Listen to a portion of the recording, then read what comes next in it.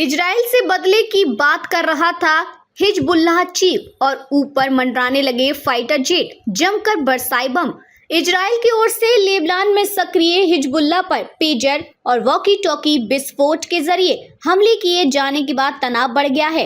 हालात ऐसे हैं कि गाजा में जंग के बीच अब लेबनान का मोर्चा भी इजराइल के लिए पूरी तरह खुल चुका है। अब तक लेबनान में सक्रिय हिजबुल्लाह की ओर से उस पर छिटपुट हमले ही हो रहे थे, लेकिन अब चीजें बदल गई हैं। हिजबुल्लाह ने इन हमलों का बदला लेने की बात कही है, तो वहीं इजराइल भी लगातार हमलावर है और सीधी जंग छिड़ गई है। इजराइल की सेना ने बताया कि हिजबुल्लाह के 100 रॉकेट लॉन्चर्स को तबाह कर दिया है। इस लॉन्चर के जरिए करीब 1000 रॉकेट हिजबुल्लाह दाग सकता था।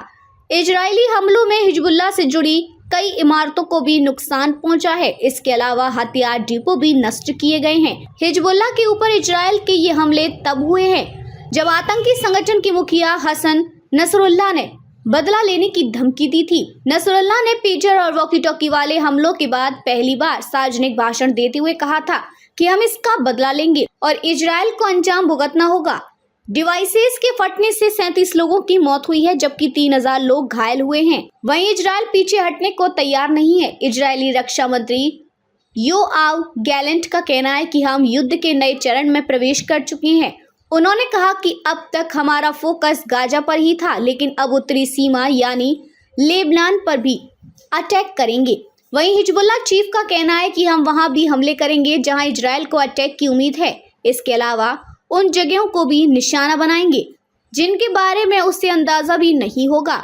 लेकिन मजेदार बात यह थी कि जिस समय हिजबुल्लाह का चीफ भाषण दे रहा था, उस दौरान भी इजरायली फाइटर जेट बैरूत के आसमान पर उड़ते देखे गए।